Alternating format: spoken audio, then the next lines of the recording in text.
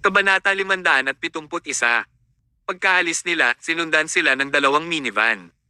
Isang mayamang lalaki na nakakaalam ng kwento sa loob ang nakakita sa tanawing ito, umiling, at nagsabi, "Phew, ang binatang iyon na nagngangalang Thomas ay tinutukan ng wealth hunter. Siguradong mapapahamak siya." Ang isa pang mayamang lalaki na nakaupo sa tabi niya na madalas pumunta rito ay nagtanong ng nagtataka. "Ano ang ibig mong sabihin? Ano ang ibig mong sabihin sa wealth hunter? Wala kang ideya na ang binata na nakasuot ng suit kanina ay si Nestor Bisanger. Siya ay isang kilalang manggangaso ng mga mayayaman sa South City.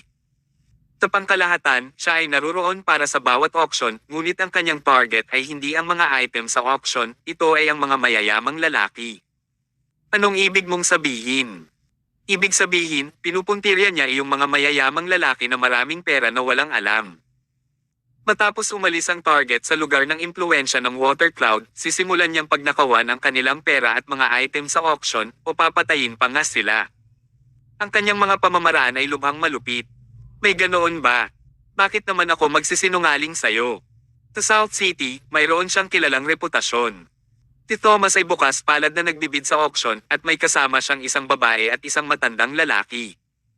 Wala siyang kahit isang bodyguard sa kanyang tabi na ginawa siyang isang perpektong target. Kawawa naman. Minsan, mas mabuting maging low profile tayo, kung hindi, magiging target ka ng wealth hunter anumang oras." Ang kanilang mga salita ay umabot din sa pandinig ng iba. Lahat ay nag-aalala tungkol sa kinabukasan ni Thomas. Siyempre, mayroon ding mga tycoon na natuwa sa kasawian ng ibang tao dahil mahilig sila sa kaguluhan. Sa ngayon, kung ang isang tao ay na-target ng wealth hunter, walang pagtakas. Ang pagkawala ng pera at ari-arian upang maiwasan ang kasawian ay ang pinakamagandang resulta. Ang pananatiling buhay ang naging pinakamahalagang bagay. Gayunpaman, sa palagay ko ay magkakaroon ng malaking problema si Thomas. Hindi ako sigurado kung ang babae sa kanyang tabi ay kanyang asawa o kasintahan. Napakaganda niya. Kawawa naman. Tiyak na siya ang tatargetin ni Nestor. Mas malupit pa si Nestor sa mga babae, as in extreme pervert. Gagahasain niya ang babae sa harap ng kanyang asawa at sa pinakamasama at pinakamadilim na gawain. Ibig sabihin, malapit nang mamatay si Thomas at ang kanyang babae. Siyempre, hindi malalaman ni Thomas ang tungkol sa talakayan ng lahat. Sa sandaling ito, walang alam si Thomas habang sinundan sila ni Nestor sa paligid ng hotel na kanilang tinitirhan. Pagkatapos bumalik sa hotel at iligpit ang mga gamit sa auction, bumaba sila sa isang malapit na restaurant para sa hapunan. Tinamantala ni Nestor ang pagkakataon na makilala si Thomas at maging kaibigan ito. Napangisi si Nestor sa kanyang puso. "Tama na, pinili ko ang tamang pakay sa pagkakataong ito. Ang lalaki ay may pera ngunit walang utak, samantalang ang kanyang babae ay simple ang pag-iisip at maganda. May kasabay din siyang matandang lalaki na deadweight. Siya lang ang ideal na target." Pinagpapantasyahan na niya ang masasayang sandali ng pagnanakaw sa pera ni Thomas. Mabagal silang naglakad lahat. Nang sandali pa ay nakarating na sila sa entrance ng isang restaurant at papasok na sana si Thomas. Natigilan si Aderi sa isang iglap. Hinawakan niya ang kamay ni Thomas at bamulong, "Bakit mo ito pinili?" Humiti si Thomas. Napakaganda ng serbisyo sa restaurant na ito. Kaya, ano ang malaking bagay ng pagkakaroon ng pagkain dito ng ilang beses pa? Hindi niya pinansin si Aderi at nagpumilit na pumasok sa restaurant. Walang ibang paraan si Aderi kundi ang sumama sa kanya sa restaurant. Nagatubili si Aderi na pumunta sa restaurant na ito. Ang restaurant na ito ay ang parehong restaurant na nag-overcharge sa kanya dati. Ang restaurant na ito ay naniningil ng sugpo sa halagang $178. Hindi niya lang maintindihan kung bakit nagdala si Thomas ng mga bagong kaibigan sa scam na ito ng isang tindahan para sa hapunan. Di ba't sinasadya niyang dumihan ang kaibigan niya? Sa katunayan, ito ang tiyak na layunin ni Thomas. Bagong kaibigan. Ha! Siguradong makukulong kita. Kabanata 572. Umupo ang lahat sa pagkakaayos. Umakyat ang waiter, dala ang menu. Hindi siya nakakuha ng pagkakataong magsalita at nagsimula siyang manginig sa takot nang makita niya ang mukha ni Thomas. Pati ang menu sa kamay niya ay nahulog sa sahig. Hindi nasiyahan si Nestor at sinabing, "Bakit parang wala sa wisyo ang waiter dito?" Itinaway ni Thomas ang kanyang kamay na nagpapahiwatig na hindi niya ito pinansin. Yumuko din siya para kunin ang menu at sinabi sa waiter, parang pareho ang mga pagkain mo dito, tama? Pareho. Anong ibig mong sabihin? Nataranta ang waiter. Anong ginagawa ni Thomas? Hindi pa siguro siya tapos sa dating away. Gusto mo bang ipagpatuloy ang laban sa pagkakataong ito? Nanginginig niyang sabi, malinaw na nakapresyo sa menu ang mga ulam natin. Pare-pareho kaming tapat sa mga customer sa lahat ng edad. Nangako kaming hindi. Inakala ng waiter na naitama na nila ang kanilang mga pagkakamali sa nakaraan at hinding-hindi na muling dadayain si Thomas. Gayunpaman, tila hindi masyadong nasisiyahan si Thomas. Nagbigay siya ng ilang hindi direktang mga pahiwatig. Gusto ko ang dati mong estilo gaya ng dati. Sa pagkakataong ito, nagkaroon ako ng bagong kaibigan. Kung hindi ka maglakas loob na manatili sa iyong orihinal na saloobin sa paglilingkod, tiyak na tuturuan kita ng leksyon. Bagong kaibigan. Orihinal na saloobin sa serbisyo. Naintindihan naman agad ng waiter ang nangyayari. Siya ay kasangkot sa mga underground na grupo hanggang sa loob ng maraming taon at napakalinaw niya tungkol sa kanilang mga patakaran. Nagtataka nga siya kung bakit pupunta ulit si Thomas sa restaurant nila para maghapunan. Ngayon alam na niya kung ano ang nangyayari. No wonder, sinusubukan lang niyang magkaroon ng mga bagong kaibigan.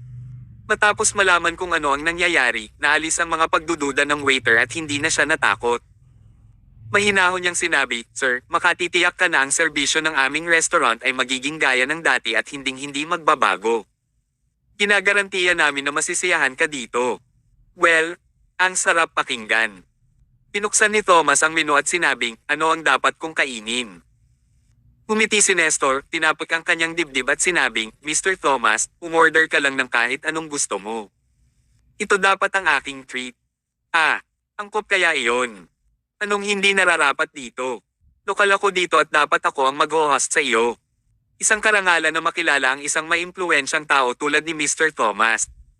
Paano ko hahayaan na bigyan mo ako ng treat sa halip? Nakita ko. Kung gayon, tatanggapin ko ang iyong pakikitungo bilang paggalang. Pinaliktad ni Thomas ang menu at nag-order ng 3 ulam ng random. Kung gayon, kumain tayo ng piniritong mung bean sprout na may leek, boiled rice wine meat dumpling, at stir-fried winkles na may celery.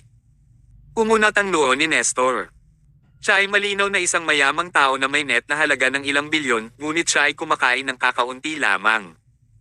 Pag-iisipin, nasanay lang siguro siyang mag-maintain ng low profile. Kung tutusin, hindi lahat ng mayamang tao ay nasisiyahan sa masaganang pagkain. Sa paraan ng pananamit ni Thomas, malamang nasanay na siya sa pagiging low profile na tao. Ibinigay ni Thomas ang menu kina Aderi at William dahil tinatreto tayo ni Mr. Bisanger ngayon, huwag masyadong mahinhin at umorder din ng ilan sa iyong mga paboritong pagkain. Nahihiyang sinabi ni Aderi, kung gayon, hindi ako dapat maging mahinhin. Pagkatapos ng ilang kumpirmasyon, umorder pa sina Aderi at William ng mga ulam. Sa susunod na sandali, uminom sila nag-toast pagkatapos ng toast habang nakikipag-chat sa isa't isa sa isang masayang mood. Walang alinlangan, si Nestor ay medyo mahusay magsalita. Kahit nakakakilala pa lang niya kay Thomas ay nakakapagsalita na siya ng maluwag at matatalas. Tila alam niya ang lahat ng bagay at nagsasalita ng kaunti tungkol sa bawat paksa. Siya ay tila napakamasigasig at mabuting tao. Napangiti din si Thomas at walang senyales na magkakamali. Lahat sila ay kumain sa isang masayang kapaligiran. Kawakas, natapos na nila ang kanilang pagkain at inumin, at oras na para bayaran ang bill. Waiter, let me settle the bill, mahinahong sabi ni Nestor. Sa oras na ito, lumapit ang waiter at sinulyapan si Thomas bago ayusin ang bayarin. Matapos makakuha ng senyales ng pag-aproba mula kay Thomas, inayos niya ang account ng may kumpiyansa. Mabilis niyang pinindot ang susi ng kanyang calculator. Pagkatapos ng ilang kalkulasyon, nagtanong ang waiter, sino ang magbabayad? Inilabas ni Nestor ang kanyang cellphone, hayaan mo akong magbayad ng bill.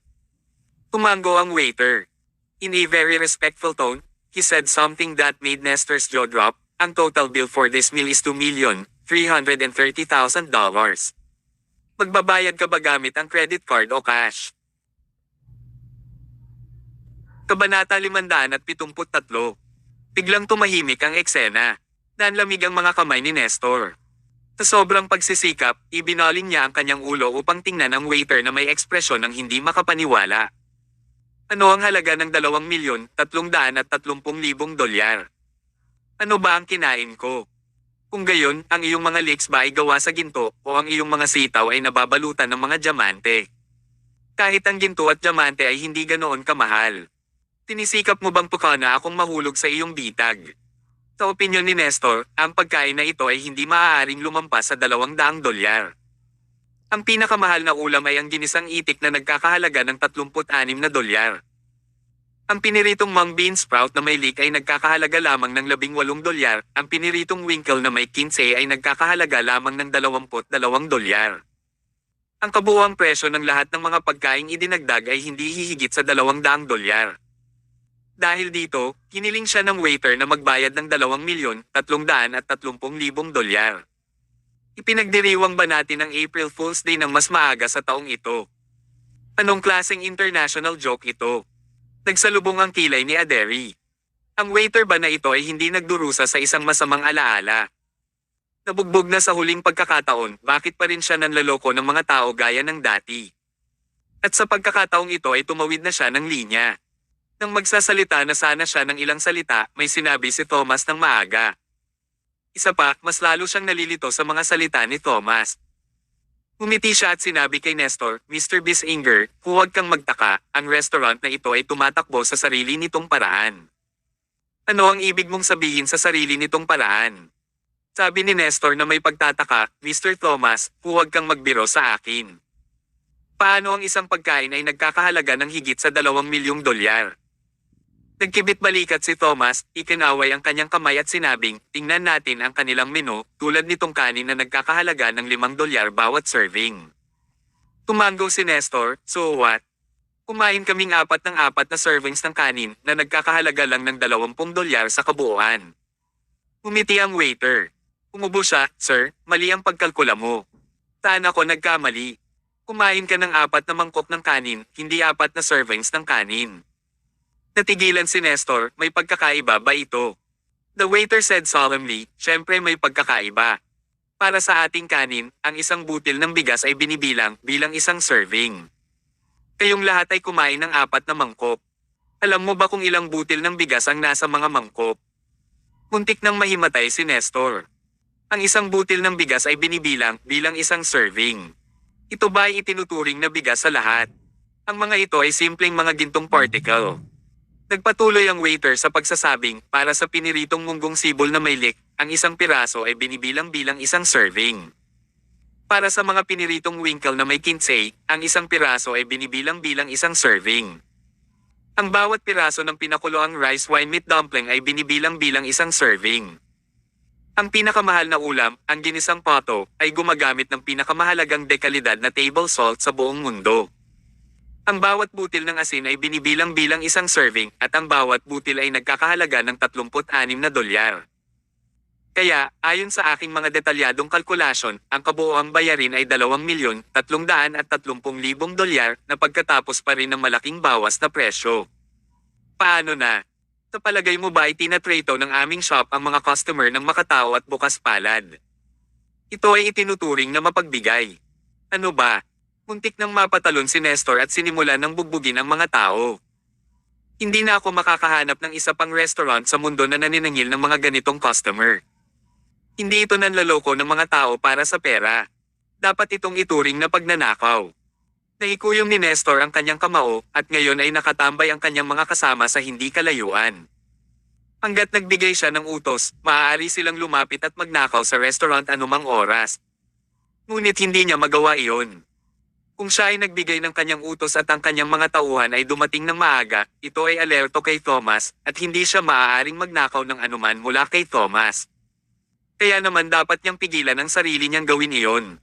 Ngunit paano ko mapipigilan ang aking sarili? Magbabayad para sa isang pagkain para sa 2,330,000 dolyar. Paano ko maatim ito? Tumutulo ang dugo sa puso ni Nestor. Dapat ko bang bayaran ang halagang ito o hindi? Kabanata 574. Humigop ng alak si Thomas, nakangiting tumingin kay Nestor, at sinadya niyang sinabi, gusto ko lang ang serbisyo ng restaurant na ito. Ito ay napakakakaiba. Sa tuwing kumakain ako dito, nag-aalok ito sa akin ng isang espesyal na kasiyahan na hindi ko makukuha sa ibang mga lugar. Marahil ito ang natatanging tampok ng South City, tama ba? Matapos pakinggan ang pahayag ni Thomas, mas nawala ng imik si Nestor. Ito ang unang pagkakataon na narinig niya ang isang tao na naglalarawan sa isang madilim na kainan bilang isang tampok ng lungsod. Sa katunayan, ito ay natatangi na hindi ito isang uri sa South City, ngunit sa buong bansa. Marahil ang pagiging natatangi nito ay dapat palawakin sa buong mundo, di ba? Yung asin dito ay talagang sinisingil ng particle by particle. Walang masyadong kakaiba sa mundong ito at nakakuha ako ng bagong kaalaman ngayon. Lihim na hinamak ni Nestor si Thomas. Tira ba ang utak nitong taong ito?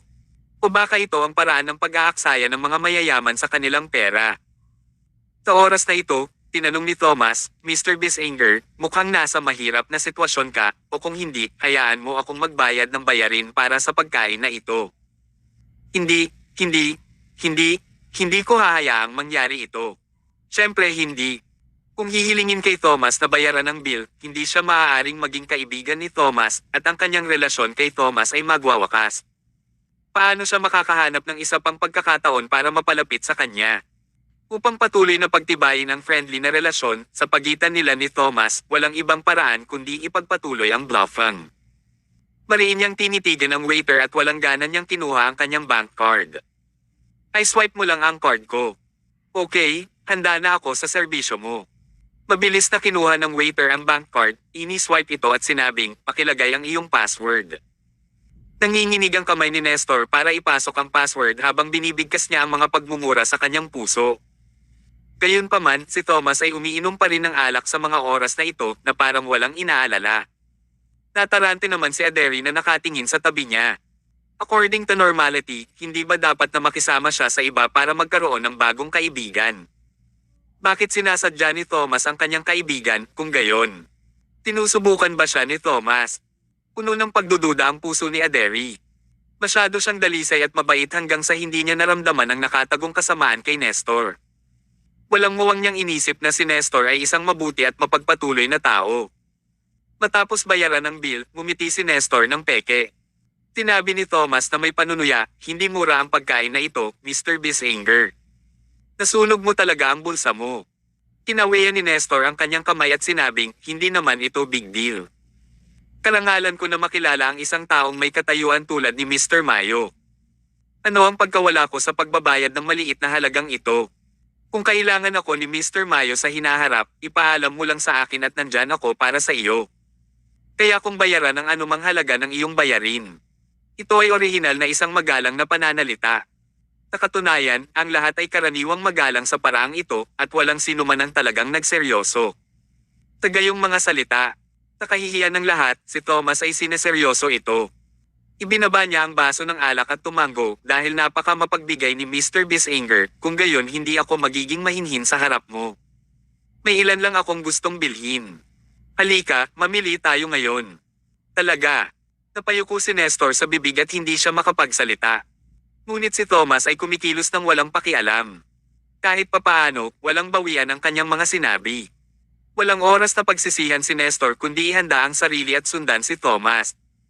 Pagkalabas nila ng restaurant ay naglakad na sila. Pagkatapos maglakad ng ilang kalye, nakarating sila sa isang mataong night market. Ito ay isang lugar na nagbebenta ng mga lokal na souvenir. Maraming mga antigo ang matatagpuan dito at lahat ng mga ito ay mga peke. Si Thomas at ang iba ay tumingin sa mga souvenir habang naglalakad. Pagdating niya sa pinto ng isang ceramic shop, kinuha ni Thomas ang isang makulay na ceramic bowl at nagtanong, "Boss, magkano ang presyo ng bowl na ito?" Kabanata 575. Nang mapansin ng may-ari ng tindahan na si Thomas ay tila banyaga at nagsasalita ng may banyagang accent, isang masamang kaisipan ang pumasok sa kanyang isipan. "Nako, sir, ang sarap mo.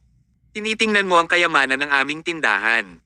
Ito ay isang asul at puting porselana na mangkok na ipinasa noong the Greek Empire of the Middle Ages. Ayon sa alamat, ang porselana na ito ay ginamit ni Alexander the Great para uminom ng alak gabi-gabi, kaya napakahalaga nito. Alam ng lahat na walang katuturan ang may-ari ng tindahan. Kahit na ang isang leko na tulad ni Aderi ay nakikita na ang mangkok ng porselana na ito ay talagang isang peke at imitasyon. Pero parang mental retard ang inasal ni Thomas. Nagtatakang sinabi niya, ito ba ang mangkok na porselana na ginamit ni Alexander the Great sa pag-inom ng alak tuwing gabi? Itong mangkok ng porselana ay dapat na isang mahusay na anti-gong magkaroon. Boss, magkano ang binibenta mo? Ang may-ari ng tindahan ay nagtaas ng isang daliri sa isang misteryosong paraan. $1,000,000. Oh, ang mura talaga. Excited na sabi ni Thomas. Ang kanyang mga salita ay nabigla sa lahat. Sa katunayan, gustong sabihin ng may-ari ng tindahan na nagkakahalaga lamang ito ng $1,000,000. Siyempre, kung sakaling makipag-bargain sa akin ang customer sa presyo, maaari kong ibenta ito ng $1 o $200. Ngunit ang taong ito ay direktang nag-quote ng presyong $1,000,000 at sinasabi niya na ang presyong ito ay mura. Dahil dito, lubos na natuwa ang may-ari ng tindahan. Ito rin ay lubhang nakababalisa para kay Nestor. Yung sirang mangkok ng porselana ay nagkakahalaga ng $1,000,000. Anong klaseng international joke ito? Walang bibili nito kahit ibinenta ito ng $100. Habang hinahangaan ang mangkok ng porselana na ito, buong pagmamalaking sinabi ni Thomas kay Nestor, Mr. Nestor, hindi mo alam, mahilig akong mangolekta ng mga antique. Marami akong mga antigo sa aking bahay, tulad ng teapot ni Alexander the Great, Socrates' stool, Epescensing stone, at Ptolemy sword. Ang aking bahay ay puno ng mga anti-gong ito. Kapag ako ay malaya, kailangan kang dumalaw sa aking bahay. Nagmamayari ako ng hindi mabilang na kayamanan. Umisi si Nestor, ngunit sa totoo lang ay sinusumpa niya si Thomas sa kanyang puso. Tiyak na binili ng tanggang ito ang lahat ng basura sa mga stall sa kalye. Tinikom ni Thomas ang kanyang mga labi kay Nestor, I'm sorry for making you overspend today.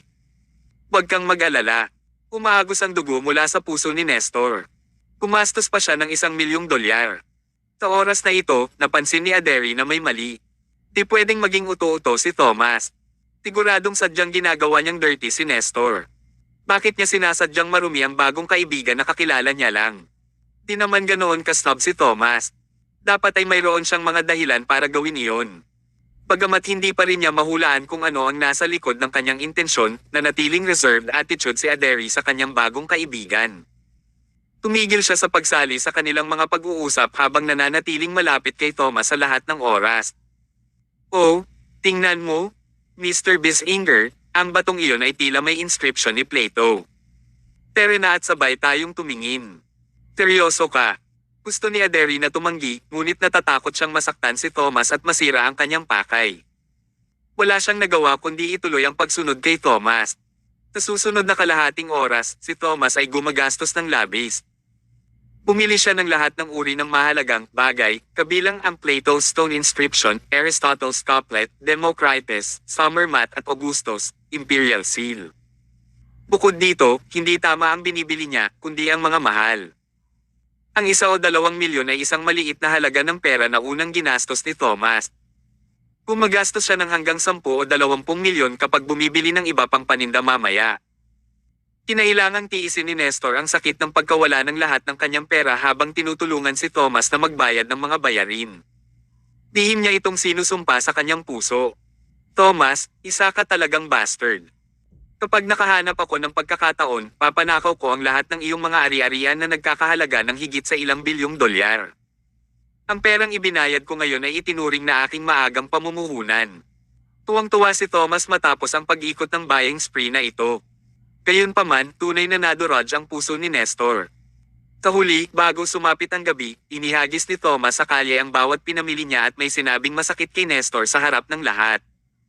Nestor, pasensya na, sa tingin ko hindi tayo magiging magkaibigan. Kabanata 576. Si Nestor, na nalungkot at nawalan pa rin ng pag-asa, ay ganap na nabigla matapos marinig ang mga salita ni Thomas.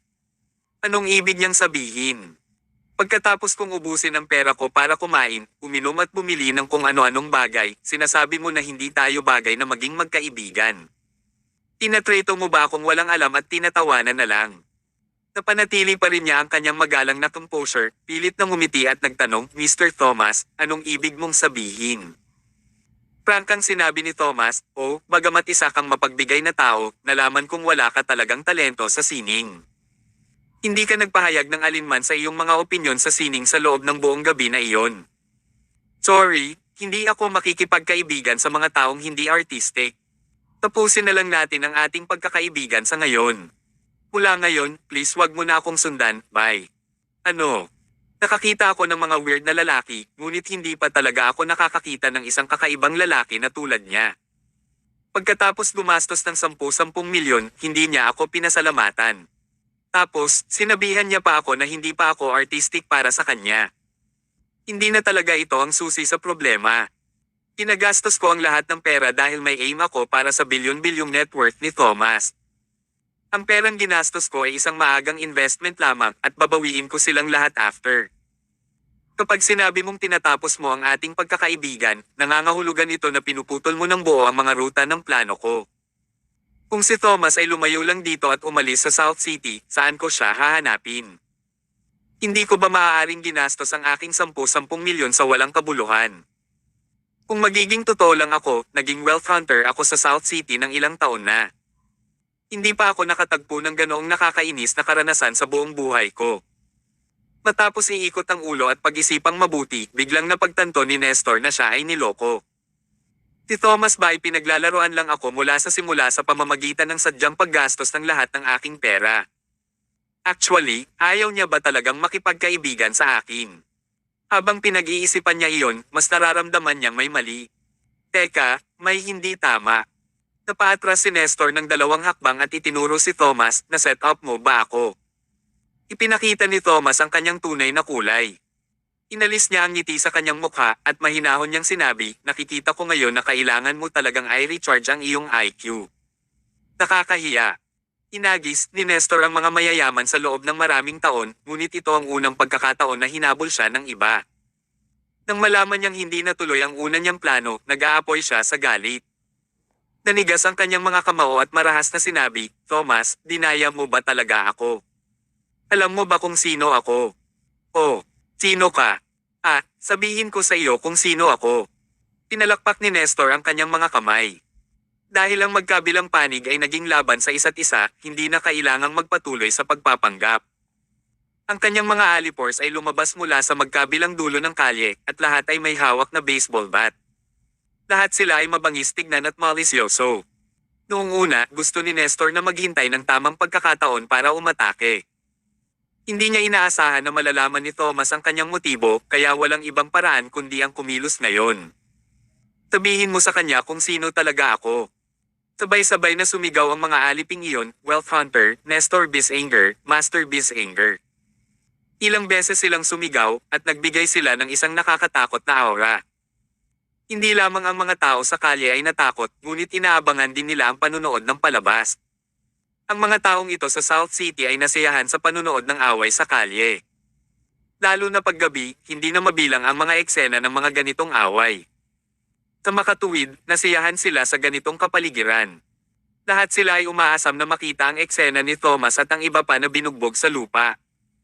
Iyan ay dapat na isang magandang sight para talagang panoorin. Wealth Hunter. Tumango si Thomas. Mukhang kawili-wili ang title mo. Matapos makita ang isang malaking grupo ng mga alipors na biglang tumalon, sa wakas ay nakita ni Aderi ang tunay na kulay ni Nestor. Naiintindihan niya kung bakit patuloy na pinaglalaroan siya ni Thomas. Kabanata 577. Masyado pa rin siyang inosente, at sa sandaling iyon lang niya napagtanto kung gaano kakomplikado ang South City. Kung wala lang si Thomas, baka naging mabuting tao ang pagtrato niya kay Nestor at nanatiling magalang siya sa kanya. Sa bandang huli, dadalhin na sana niya ito sa sarili niyang silid, at mas magiging masama ang lahat. Samantala, itinuro ni Nestor si Thomas. "Binigyan kita ng pagkakataon. Ngayon, hanggat bibigyan mo ako ng $1 billion, hahayaan kong mag-slide ito, kung hindi." Agad siyang pinutol ni Thomas at sinabing, "Managinip ka na lang. Hindi kita bibigyan ng kahit ₱1." Lalong naging hindi maganda ang ekspresyon ni Nestor. "Anak, sa tingin mo ba ay kahanga-hanga ka dahil lang sa mas laman ng wallet mo kaysa sa iba? Sinasabi ko sa iyo, ito ay South City, teritoryo ko ta. Tingnan mo ang dami kong subordinate. Kung ayaw mong mamatay, ibigay mo ang pera tulad ng isang mabuting bata, o kung hindi, kayong tatlo ay hindi na masisikatin ng araw bukas. Napabuntong hininga si Thomas. Tanong niya, nabubuhay tayo sa isang araw at edad kung saan ang taong may pera ay naghahari. Mas mayaman ako sa iyo, kaya bakit ang lakas ng loob mong magmatapang sa harap ko? Tumawa si Nestor. Ang taong may pera ay naghahari. Ha ha ha ha. Mayroon ka bang ilang mga tornilyo na maluwag sa ulo mo? Kahit may pera ka, wala lang yan. Mayroon akong higit sa 20 lalaki na kasama ko at maaari ka nilang patayin kahit na isang beses ka lang sip-A ng bawat isa sa kanila. Tanong ni Thomas, ganun ba? Pero may pera ako. Makakakuha ako ng mas maraming tao dito kahit kailan ko gusto. Yay! Paano mo sila hahanapin? Ito ang South City, teritoryo ko ito. Kahit may pera ka, hindi mo magagamit. Mukhang sigurado si Nestor na walang magagawa si Thomas laban sa kanya. At iyon ang katotohanan. Noong nakaraan, kapag siya ay nanghuhuli ng mga mayayaman, may mga taong lumaban sa kanya, ngunit sa South City, walang iba kundi ang Water Cloud at ang iba pang malalaking puwersa ng kapangyarihan na umaasa na lumaban kay Nestor. Habang lumalaban sila, mas may trahedya silang mamatay. Kaya naman hindi niya pinansin ang sinabi ni Thomas. Inilagay ni Thomas ang kanyang mga kamay sa kanyang mga bulsa at bamulong, tumatanggi akong maniwala na hindi ako makakakuha ng mga tao na ipaglalaban ako sa South City. Lumingon siya at tumingin sa mga tao bago siya sumigaw, lahat, nakita nyo. Kasalukuyan akong napapalibutan ng masasamang tao. Sana ay matulungan nyo ako, at tiyak na gagantimpalaan ko kayo ng malaki. Ngunit walang tumugon. Sa katunayan, ang ilan sa kanila ay nagbigay sa kanya ng mapanuksong mga tingin. Nagkibit balikat si Nestor. Anong sinabi ko? Nilan lang ang maglalakas loob na labanan ako, ang Wealth Hunter, sa South City. Thomas Mayo, sumuko ka na nga lang. Napabuntong hininga si Thomas at nagpatuloy, everyone, gagawa ako ng deal sa inyo. Handa akong gumastos ng pera para mabili ang mga ngipin ng masasamang tao. Isang ngipin para sa $1,000. Hanggat dinadala mo ang kanilang mga ngipin sa akin, ibibigay ko sa iyo ang pera. Sa isang iglap, nagsimulang maglipat-lipat ang mga tao. Nagkatinginan sila at sabik na subukan. Gayunpaman, nag-iingat sila sa reputasyon ng Wealth Hunter kaya hindi sila nang ahas na umatake. Umiti si Thomas at sinabi sa huling pagkakataon. $10,000. Magbabayad ako ng $10,000 para sa bawat ngipin ng mga taong ito. Sa pagkakataong ito, lahat sila ay natukso. Si Thomas ay nagbabayad ng $10,000 para sa isang ngipin, at ang isang may sapat na gulang na lalaki ay karaniwang may 28 hanggang 32 na ngipin. Nangangahulugan ito na kung matalo nila ang isa sa kanila at makuha ang lahat ng kanyang ngipin, maaari silang kumita ng humigit kumulang $300,000. Ang isang tao ay maaaring magbigay sa kanila ng $300,000 at mayroong halos 20 sa kanila, kaya iyon ay higit sa $6 na milyong. Isipin mo. Ang kalye ay puno na ngayon ng $6 na milyong na wala pang nag-abala sa pag-claim. Anong uri ng sitwasyon ito? Gaano kalaki ang interes nito sa mga normal na tao? Sa harap ng pera, lahat ng iba pang banta ay wala. Pera. Gusto ko ng pera. Charge. Lipat. Huwag mong agawin ang pera sa akin. Marahil ay walang sino man sa kanila ang naglalakas loob na lumaban kay Nestor at sa kanyang mga barkada kung isa o dalawa lang sa kanila ang humakbang. Ngunit mayroong higit sa 1,000 tao sa kalye, at wala na silang pakialam kay Nestor at sa kanyang mga barkada. Gusto man nilang maghaiganti, hindi nila alam kung sino ang dapat nilang hanapin. Ang mga tao ay sumulong, at si Nestor pati na ang kanyang mga alipors ay tapos na. Kabanata 578. Dahil sa lakas ng pera, ang mga tao sa kalye ay sumugod kay Nestor at sa kanyang barkada na parang mababangges na hayop. Samantala, si Nestor naman at ang kanyang mga alipin ay parang mga tupa na naghihintay na lang ng patayan. Tinitigan nila ang mga lobo sa kanilang paligid, ngunit wala silang matatakbuhan. Kung tutuusin, wala man lang silang lakas ng loob na lumaban. Ang mga taong ito ay sanay na mang-aapi ng iba. Hindi sila sanay na sila ang binubuli. Ang pananakot sa mahihina habang natatakot sa malakas ang kanilang moto. Sa sandaling iyon, nang harapin nila ang karamihan ng tao na dumagsa sa kanila, ang mga lakis ay lumuhad at nagmakaawa para sa kanilang buhay. Ngunit iyon ay walang silbi. Sa sandaling iyon, ang mga taong ito ay pera na lang at walang susuko sa pera. Ang South City ay napuno din ng mga taong walang awa, kaya ang kanilang mga pamamaraan ay brutal talaga. Nawala ng pag-asa ang tingin ni Nestor sa kanyang paligid. Hindi niya inaasahan na magiging ganito ang mangyayari. Pinatunayan muli ng realidad na totoo ang mga salitang ito. Magagawa mo ang kahit anong gusto mo gamit ang pera. Si Thomas ay nasa absolute disadvantage dati. Ngunit ginamit niya ang kapangyarihan ng pera upang i-clear ang isang landas sa survival para sa kanyang sarili.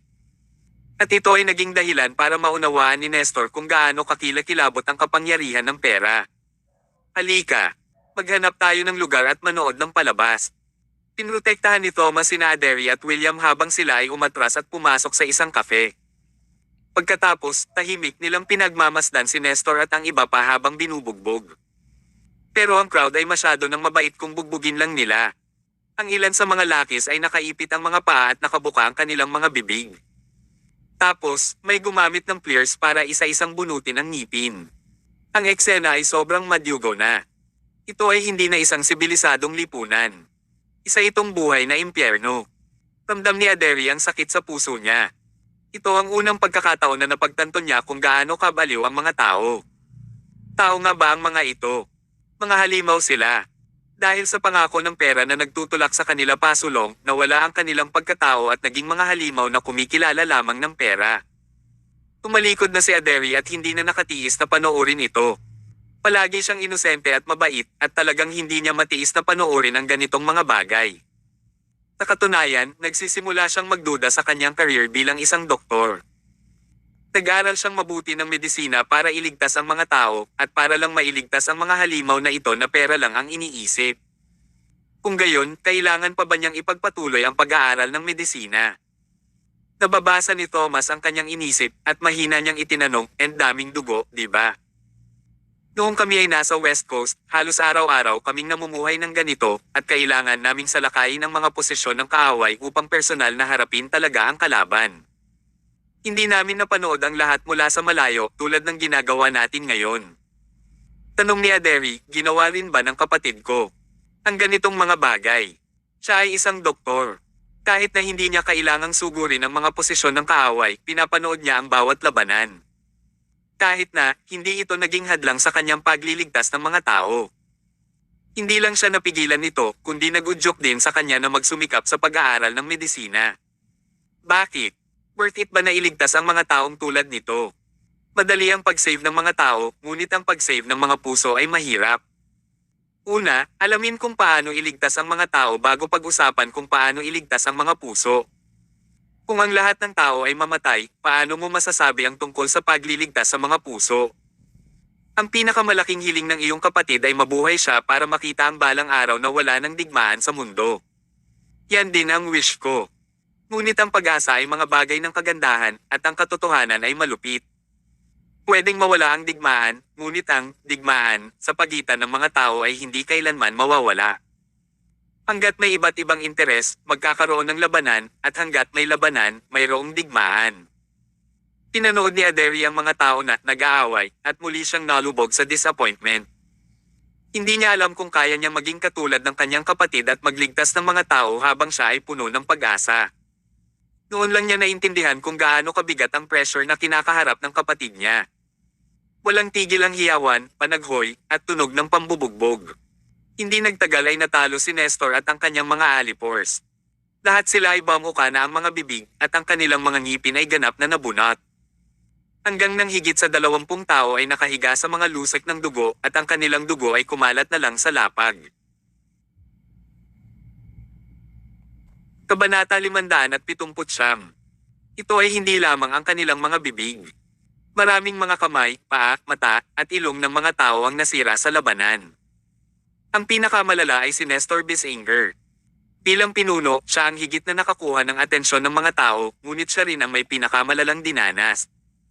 Halos lahat ng kanyang mga buto ay nadurog at ni 1 pulgada ng kanyang balat ay hindi natitira. Ang kanyang spine ay ganap na wasak at siya ay nakatakdang maging isang pile sa natitirang bahagi ng kanyang buhay. Siyempre, itinuring na siyang swerte kung mabubuhay pa siya dito.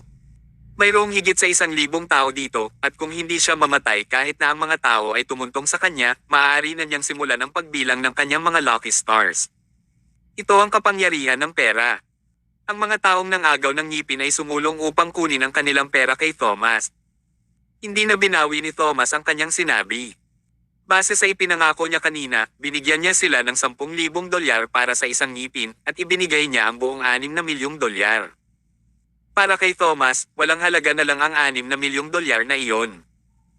Hindi naman kawalan para sa kanya kung kaya niyang sirain ang grupo ng mga manloloko sa South City kahit $60 milyong. Si Nestor ay mangangaso ng mayayaman. Nanatili siya sa South City, at sa tuwing pupunta siya sa auction sa Water Cloud, naghahanap siya ng mga target na madadaanan niya, at marami na siyang napinsalang tao. Ngunit ang mga nananakit ng iba ay sasaktan rin ang kanilang sarili pagkatapos ng araw. Ang pinakamalaking pagkakamali na nagawa niya sa kanyang buhay ay naging target si Thomas. Si Thomas ay may pinakamataas na antas ng talino, pera, resources, at manpower. Sa pagkakataong ito, hindi na kinailangan ni Thomas na gumawa ng kahit ano sa kanyang sarili. Ang ginawa lang niya ay gumastos ng kaunting pera para mawala si Nestor. Ang pagkakaiba ng lakas ay masyadong malaki. Bumalik na tayo. Habang si Thomas ay bamantong hininga, umalis sina Aderi at William kasama niya, iniwan ang isang eksenang puno ng kaguluhan at disorder. Gabi na noon, at si Nestor ay nasa isang kalye sa ilalim ng liwanag ng buwan. Nang wala na siyang lakas, tinitigan niya ang mga bituin sa kalangitan sa gabi. Puno ng dugo ang kanyang bibig, at wala ni isang ngipin ang natira sa kanyang bibig. Wala siyang lakas na makaramdam ng anumang panghihinayang dahil halos patay na ang kanyang utak. Mula noon, hindi na umiral sa South City ang mga chismis tungkol sa wealth hunter. Pagbalik nila sa hotel, pagod na pagod si Thomas at ang iba pa nang gawin nila ang mga bagay na iyon. Sa sandaling pumasok sila sa hall ng hotel at gusto na makakuha ng kanilang sarili ng isang kwarto, bigla nilang nakita ang isang lalaking nakasot na papalapit sa kanila. Nakangiti siya. "Ikaw ba si Mr. Mayo?" Nabigla si Thomas. Bakit napaka-formal ng pananamit ng taong ito? Parehas rin ba siya kay Nestor Bisinger? At ikaw ay? "Magandang gabi po, Mr. Mayo, ako po ay taga Water Cloud.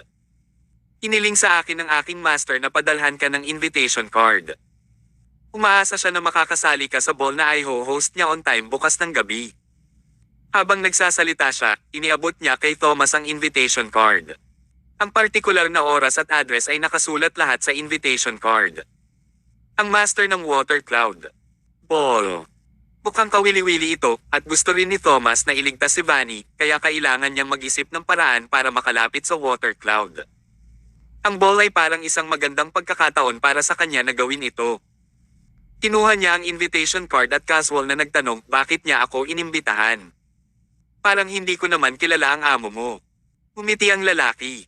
"Hindi ko itatago sa iyo. Nag-iwan ka ng malalim na impresyon noong ginastos mo ang iyong pera nang hindi nag-iwas ng tingin sa auction ngayong hapon. Kaya naman gusto niyang gamitin ang pagkakataong makilala ka. Sana hindi ka ma-offend dito. Walang espesyal na dahilan kung bakit ang isang mayamang tao ay lumapit sa ibang mayamang tao. Gusto lang niyang makilala si Thomas. Sa future, hindi alintana kung sila ay magiging magkaibigan o magkaaway, at least malalaman niya ang kapangyarihan ni Thomas." Tinabi ni Thomas ang invitation card. "Sige, magpadala ka sa iyong master na siguradong dadalo ako sa ball on time."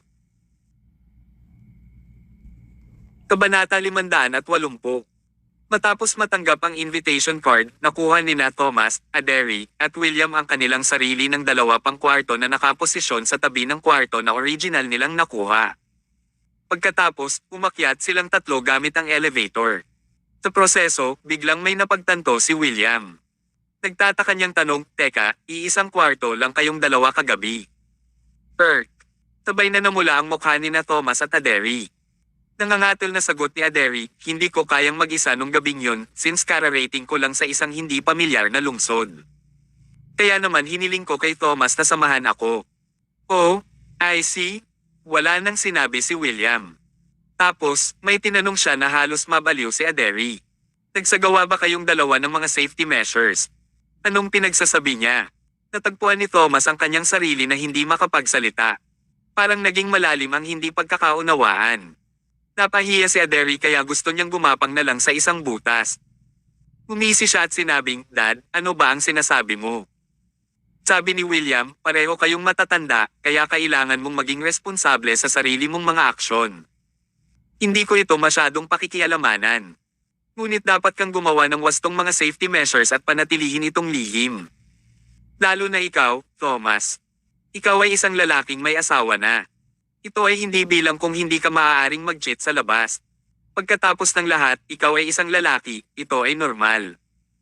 Pero dapat mong ilihim ito at huwag hayaan ang iyong asawa ngayon. Kung tutuusin, maaaring makaapekto ito sa relasyon ninyo ng iyong asawa." Diyos ko! Gustong umiyak ni Thomas. Ito ba ay isang bagay na dapat sabihin ng isang biological na ama? Halos ibinagsak niya ang reputasyon ng sarili niyang anak sa sahig at tinapakan iyon. Sa sobrang hiya ni Aderi ay namula ang leeg niya. Hindi niya alam kung paano ito sasagutin. Sa wakas huminto ang elevator. Mabilis na lumabas si Aderi. Walang ibang nagsalita, tahimik niyang inilabas ang kanyang susi para buksan ang pinto. "Thomas, huwag kang magmadaling bumalik. Sumama ka sa akin." Hindi nila alam kung anong uri ng kaguluhan ang gusto pang idulot ni William. Dinala na lang niya si Thomas sa kwarto ni Aderi. Pagpasok niya sa kwarto, nakita niya ang transparent na salamin sa banyo. Umiling siya. Hindi ba masyadong transparent ang salamin na ito? "Thomas, maging tapat ka. Nakita mo ba ang aking anak na babae sa lahat ng kanyang naked glory kahapon?" Parehong napahiya sina Thomas at Aderi. Ang matanda ay kadalasang napakaseryoso, kaya bakit ngayon ay nagbibiro siya ng lahat sa uri ng maruruming biro? "Dad, kapag nagpatuloy ka pa sa pagbubuga ng kalokohan, ididisown kita." Ipinatong ni Aderi ang kanyang mga kamay sa kanyang balakang at sa sobrang galit ay nagsimula siyang manginig. "Sige, sige. Hindi ko sasabihin, okay. Bigyang pansin lamang ang iyong mga aksyon. Matanda na ako ngayon, kaya hindi kita makontrol." Iniangat niya ang ulo para tingnan si Thomas. "Halika. Hayaan mo akong tingnan ang Asclepius Needles." Sa wakas ay may pinag-uusapan silang seryoso. Inilabas ni Thomas ang mga karayom at ipinatong sa mesa. Sabay-sabay silang tatlo na tumingin, ngunit ang Asclepius Needles ay mukhang normal at walang espesyal sa kanila. Ito ay tila walang pinagkaiba sa mga normal na silver needles. Ito ay may lamang na sila ay mas katangi tanging proseso sa paggawa.